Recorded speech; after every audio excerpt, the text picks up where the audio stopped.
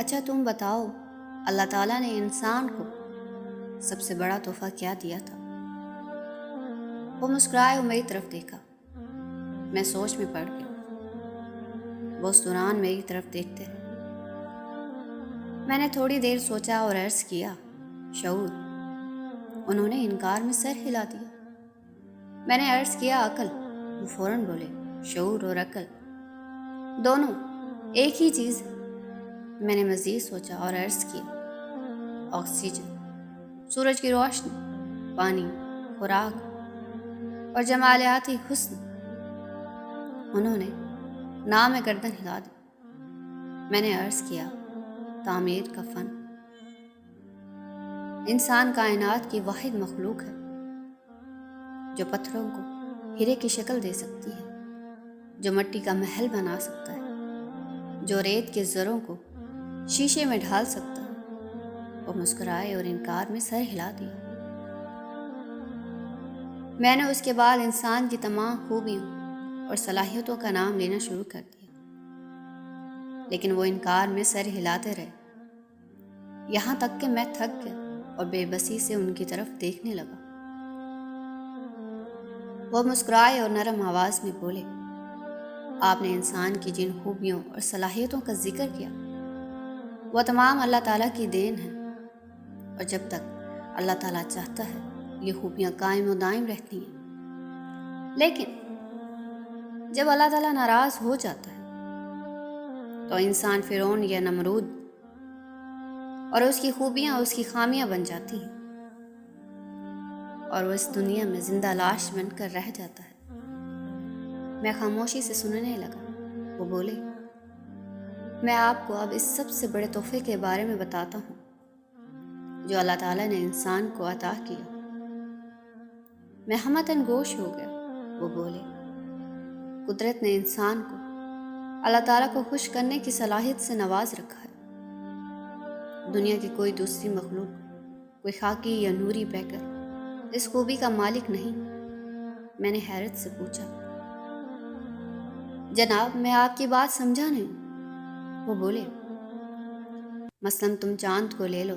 اللہ تعالیٰ نے جب کائنات بنائی تو اس نے چاند میں ایک پروگرام فیڈ کر دیا، اور چاند اب تک اس پروگرام کے تحت چمک رہا ہے، اور جب تک قدرت پروگرام نہیں بدلے گی یہ چاند اسی طرح چمکتا رہے گا۔ آپ سورج، ستاروں اور سیاروں کو لے لیجیے، زمین کی حرکت کو لے لیجیے، ہواؤں، فضاؤں، ندیوں اور نالوں کو لے لیجیے، دریاؤں، سمندروں اور پہاڑوں کو لے لیجیے، زلزلوں، طوفانوں اور سیلابوں کو لے لیجیے۔ یہ تمام ایک پروگرام کے تحت چل رہے ہیں، اور قدرت یہ پروگرام فیڈ کر کے ان سے لا تعلق ہو گئی ہے۔ وہ خاموش ہو گئے۔ میں نے عرض کیا، جناب میں اب بھی آپ کا نقطہ نہیں سمجھ سکا۔ وہ بولے، دنیا کا کوئی پہاڑ، کوئی درخت، کوئی جانور، کوئی ستارہ اور کوئی سیارہ اللہ تعالیٰ کو خوش نہیں کر سکتا۔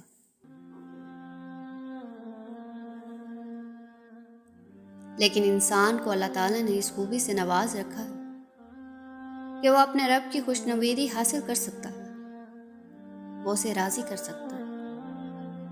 میں نے عرض کیا، جناب میں یہی تو آپ سے پوچھ رہا ہوں۔ وہ مسکرائے اور بولے، لیکن اس نقطے کو سمجھنے کے لیے مجھے پیچھے تاریخ میں جانا پڑے گا۔ میں خاموشی سے سننے لگا۔ وہ بولی، آپ شیطان اور حضرت آدم علیہ السلام کا واقعہ دیکھیے۔ اللہ تعالیٰ نے شیطان کو حکم دیا انسان کو سجدہ کرے۔ شیطان نے حکم عدولی کی، اللہ تعالیٰ اس سے ناراض ہو گئے اور اسے ہمیشہ ہمیشہ کے لیے رند و درگاہ کر دیا۔ شیطان آسمانوں سے اترا اور کروڑوں سال سے زمین پر خوار ہو رہا ہے، جبکہ اس کے مقابلے میں اللہ تعالیٰ نے حضرت آدم کو گندم کا دانہ چکھنے سے منع فرمایا۔ حضرت آدم علیہ السلام نے بھی اللہ تعالیٰ کے حکم کی خلاف ورزی کی۔ اللہ تعالیٰ ان سے بھی ناراض ہوئے اور انہیں بھی آسمان سے زمین پر بھیج دیا۔ لیکن حضرت آدم علیہ السلام کے رویے اور شیطان کے رویے میں بڑا فرق تھا۔ وہ دم لینے کے لیے رکے اور دوبارہ گویا ہوئے۔ شیطان زمین پر آنے کے باوجود اپنی بات پر اڑا رہا، جبکہ حضرت آدم علیہ السلام کو اپنی غلطی کا احساس ہوا اور وہ اللہ تعالیٰ سے توبہ کرنے لگے۔ وہ سجدے میں پڑے رہتے تھے، روتے جاتے تھے اور اللہ تعالیٰ سے اپنی کوتاہی، اپنی غلطی، اپنے جرم اور اپنے گناہ کی معافی مانگنے جاتے تھے۔ حضرت آدم علیہ السلام کی توبہ کا یہ سلسلہ اس وقت تک جاری رہا جب تک اللہ تعالیٰ نے ان کی توبہ قبول نہ کر لی اور ان سے راضی نہ ہو گیا۔ وہ خاموش ہو گئے۔ ہمارے درمیان خاموشی بے شمار پل گزر گیا۔ جب یہ وقفہ طویل ہو گیا تو میں نے عرض کیا، جناب میں اب بھی آپ کی بات نہیں سمجھا۔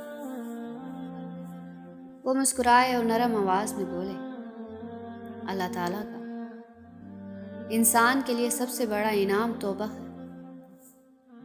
انسان اس انعام، اس تحفے کے ذریعے اللہ تعالیٰ کی ذات کو راضی کر سکتا ہے۔ وہ اللہ جو اپنے بندے کی کسی خطا، کسی جرم، کسی کوتاہی اور کسی گناہ سے ناراض ہو جاتا ہے، وہ اللہ تعالیٰ بندے کی توبہ سے مان جاتا ہے اور اس بندے پر اپنا رحم، اپنا کرم اور اپنی محبت کے دروازے کھول دیتا ہے، اور یوں انسان سکون میں چلا جاتا ہے۔ وہ رکے اور دوبارہ بولے، جب تک انسان کو اللہ کی محبت، کرم اور رحم نصیب نہیں ہوتا، اس وقت تک انسان کو سکون، آرام، چین، خوشی اور مسرت حاصل نہیں ہوتی۔ خوشی، خوشحالی اور سکون اللہ تعالیٰ کی رضامندی سے منسلک ہے، اور جو شخص، جو قوم، جو طبقہ اللہ تعالیٰ کی رضامندی سے محروم ہو جاتا ہے، اس کا سکون، خوشی، خوشحالی چھن جاتی ہے۔ چنانچہ جب بھی انسان کا رزق تنگ ہو جائے، اس کا دل مسرت اور خوشی سے خالی ہو جائے، وہ چین اور سکون سے محروم ہو جائے، اسے زندگی میں ایک تپش، ڈپریشن اور ٹینشن کا احساس ہو تو اسے چاہیے وہ اللہ تعالیٰ کے حضور جھک جائے، وہ کثرت سے توبہ کرے، وہ اللہ تعالیٰ کو راضی کرے۔ ماں خاموش رہا، وہ بولے، یہ سکون کا ایک نسخہ ہے۔ سکون کا دوسرا نسخہ معافی ہے۔ ہم لوگ دن میں کئی خطا سے گزرتے ہیں، 300 تک غلطیاں کرتے ہیں۔ اگر ہم ہر غلطی پر معذرت کو اپنی روٹین بنا لیں، ہم نے جلد بازی، بے پرواہی، نفرت، غصے، تکبر اور ہر درمی میں جس شخص کا حق مارا، ہم نے جس کو نقصان پہنچایا، ہم نے جس کو ڈسٹرب کیا، ہم اگر فوراً اس شخص سے معافی مانگ لیں تو بھی ہماری زندگی میں سکون، آرام اور خوشی آ سکتی ہے۔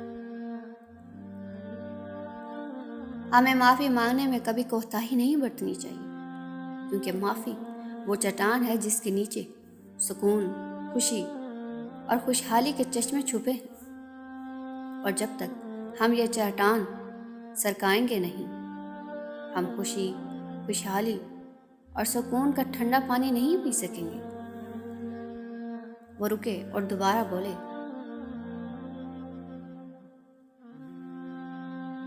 یاد رکھو، دنیا میں صرف اور صرف شیطان توبہ اور معافی سے دور رہتا ہے، جبکہ اللہ تعالیٰ کے بندے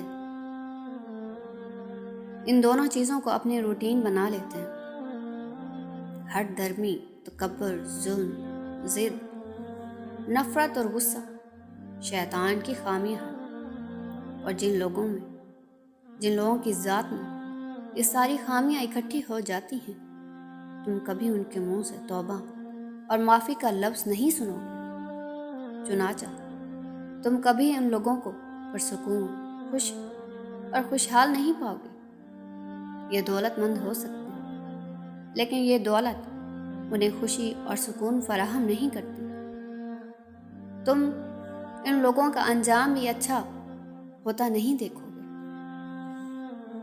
جبکہ معافی اور توبہ کرنے والے لوگوں میں تمہیں غصہ، نفرت، ضد، ظلم، تکبر اور ہٹ دھرمی نہیں ملے گی، اور تمہیں یہ لوگ کبھی پریشان، ڈپریس اور ٹینس نہیں ملے گی۔